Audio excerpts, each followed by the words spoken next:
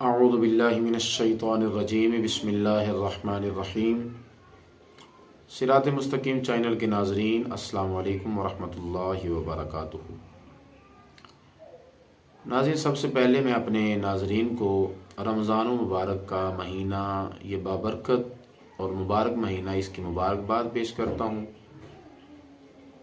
اور اللہ تعالی ہم سب کو اس مبارک مہینے کے اندر زیادہ سے زیادہ اپنا ذکر و فکر کرنے کی توفیق عطا فرمائے۔ اس بابرکت مہینے کے برکت سے اللہ تعالی ہمارے گناہوں کو معاف فرمائے۔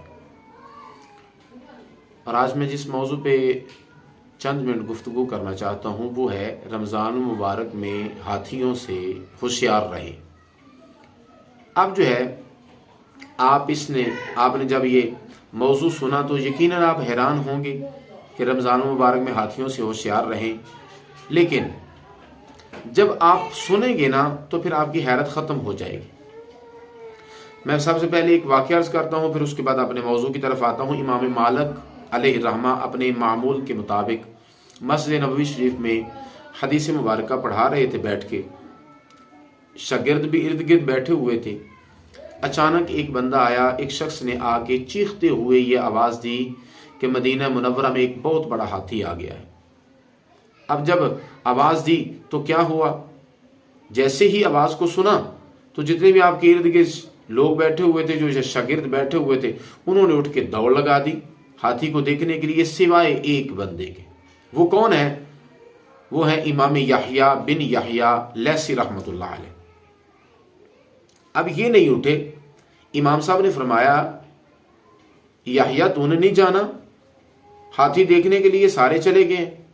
تو انہوں نے عرض کیا کہ حضور، میں مدینہ شریف میں امام مالک کو دیکھنے کے لیے آیا ہوں، میں ہاتھی دیکھنے کے لیے نہیں آیا۔ یعنی اب یہاں بھی ہمیں پتہ یہ چل گیا کہ ایک بندے کو اپنے مقصد کی فکر ہے، ایک بندے کو جو ہے پوری توجہ ہے، باقی سارے کے سارے جو ہیں وہ بکھر گئے، اور وہ جو ہے وہ چاہتا ہے کہ میری ساری کی ساری توانائیاں، میری طاقت، میری ذہنی اور قلبی جو ہے قوت، یہ کہاں صرف ہو؟ یہ اپنے استاد کی طرف متوجہ رہے اور نبی پاک صلی اللہ علیہ وسلم کی حدیث مبارکہ کی طرف متوجہ رہے۔ اب فرق کیا ہے؟ جو چلے گئے، جو بیٹھا رہا، ان کے درمیان فرق کیا ہے؟ اب دوسرے جو تھے ان کا نام جو ہے وہ ہمیں سننے کو نہیں ملتا، لیکن امام یحییٰ بن یحییٰ لیثی رحمۃ اللہ علیہ، ان کی روایت جو ہے امام مالک سے الموطا کے سلسلہ میں سب سے زیادہ جو ہے یہ مستند ہے، باقیوں کا نام جو ہے وہ ذکر نہیں ہے۔ اب جو میں نے سٹارٹ پہ اپنے موضوع بتایا کہ میرا موضوع یہ ہے، اس پہ میں اب بات کرتا ہوں کہ ہمارے زمانے میں بھی بار بار جو ہے وہ ہاتھیوں کو لایا جاتا ہے، مختلف طریقوں سے، مختلف شکلوں سے جو ہے وہ ہاتھیوں کو لایا جاتا ہے۔ اب کیا ہے؟ کامیاب وہی بندہ ہے کہ جو ان سارے ہاتھیوں سے بچ کے اپنے خالق کی طرف متوجہ رہے۔ اب دو طرح کے لوگ ہیں، رمضان المبارک کا مہینہ، دو طرح کے لوگ ہیں۔ ایک وہ ہے کہ جو کیا کرتے ہیں، ان کی پوری امیدیں اپنے رب کی رحمت کے ساتھ وابستہ ہیں، وہ خوشیاں منا رہے ہیں کہ رب تعالیٰ کا یہ بابرکت مہینہ آ گیا، وہ اس کے اندر ذکر فکر کر رہے ہیں، وہ تلاوت قرآن کر رہے ہیں، وہ سجود کی کثرت کر رہے ہیں، وہ زیادہ سے زیادہ بیٹھ کے سونے نبی پاک کی ذات پہ درود پاک پڑھ رہے ہیں۔ لیکن دوسری جانب کچھ ایسے بھی لوگ ہیں کہ جن کو اپنی مقصد حیات ہی جو ہے وہ بھولا ہوا ہے۔ وہ کیا ہے؟ وہ دنیا کی رنگ رنگیلیوں میں لگے ہوئے ہیں۔ اب اس دنیا کے ہاتھی جو ہیں وہ کیا ہیں؟ یہ دنیا کی جو رنگیلیاں ہیں، یہ تفریحات ہیں، یہ تعیشات ہیں، یہ لوازمات ہیں، یہ بھرپور غذائیں ہیں، یہ موج و مستیاں ہیں وغیرہ وغیرہ، یہ سارے کے سارے اس زمانے کے ہاتھی ہیں۔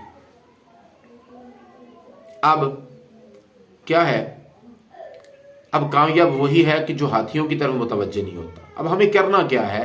ہمیں چاہیے کہ ہم یہ جو زمانہ مختلف رنگوں سے، مختلف شکلوں سے، مختلف طریقوں سے ہاتھی جو ہے وہ لاتا ہے ہمارے سامنے، ہم نے ان ہاتھیوں سے بچنا ہے، اور بچ کے ہم نے اپنے خالق کائنات کی طرف متوجہ ہونا ہے۔ ہم نے رمضان المبارک کا مہینہ احسن طریقے کے ساتھ ذکر و فکر میں، اللہ رب العالمین کی یاد میں، نوافل کے پڑھ کے، تلاوت قرآن کر کے، قرآن کریم کو سمجھ کے، مسائل کی آگاہی جو ہے وہ حاصل کر کے، ہم نے کیا کرنا ہے؟ اس مہینے کو گزارنا ہے۔ تو بس صاحبو، یہی گزارش ہے کہ یہ بار بار نہیں آتے موقع، یا 11 مہینے کے بعد یہ 1 مہینہ یہ اللہ کا مہمان اور بابرکت آتا ہے. ہم نے دنیا کے مختلف جو ہاتھی ہیں ان کی طرف متوجہ ہو کے اپنے مالک حقیقی کی یاد کو نہیں چھوڑنا، اس کی طرف سے ہم نے توجہ نہیں ہٹانی. اللہ تعالی ہم سب کا حامی و ناصر ہو. اس بابرکت مہینے کی برکت سے اللہ تعالی ہم سب کی بخشش و مغفرت فرمائے. آمین ثم آمین بجاہ النبی الکریم.